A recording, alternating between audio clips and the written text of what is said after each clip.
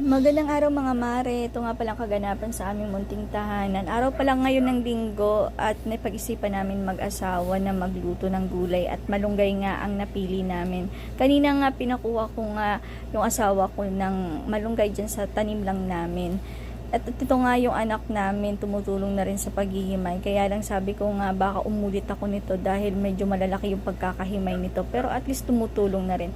Ayan nga mga maris, sinimulan ko na rin yung paggagata. Pasensya nga pala mga maris sa medyo makalat pero kasi hindi pa ako nakakapaglinis. Mamaya-maya maglilinis na rin ako.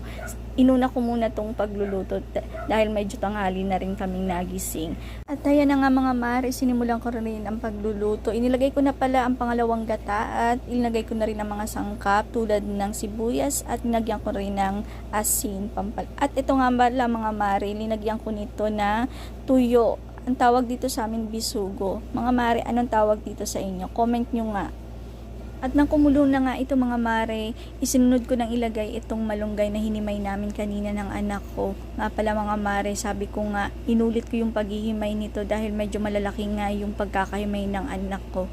Nga pala, itong anak ko pala 2 years old pa lang, kaya medyo hindi pa siya marunong talagang maghimay ng malunggay. Pero at least kahit bata pa tumutulong na sa gawaing bahay. Ayan nga mga mare, pakalagay ko nga ng malunggay, ay hindi ko muna to hinalo kasi sabi nila, pag hinalo mo daw ito ay papait. So, inayos ko lang yung pagkakalagay. Nga pala mga mari, bumili rin yung asawa ko ng isda sa palengke na piprituhin daw namin kasi mas masarap daw yung gulay na sinabayan daw ng prito. So, siya na rin nga yung naglinis. Ayan nga mga mari, hinalo-halo ko na at nilagay ko na nga itong pangalawang gata. Hinihintay lang namin mga mari na maluto ito at medyo nga late na, nakakagutom na rin at sabayan pa ng amoy ng niluluto kaya doble na yung gutom na nararamdaman namin. Alam niyo mga mare, isa nga sa paborito kong gulay itong malunggay.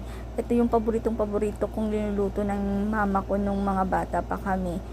At ito yung unang gulay na kinain ko. Ayan nga mga mare, malapit na rin siyang maluto. Konting hintay na lang.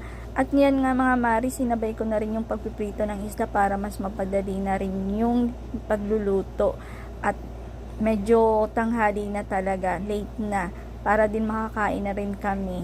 Kayo mga mari, anong paborito nyong gulay or ulam na niluluto ng mga mama nyo ng mga bata pa kayo? Comment nyo nga. At sa wakas, luto na ating ulam mga mari, ang pritong isda at ang ating malunggay. So mga mari, hanggang dito lang na muna. Maraming salamat sa panunood. Mare, please like, share, and subscribe.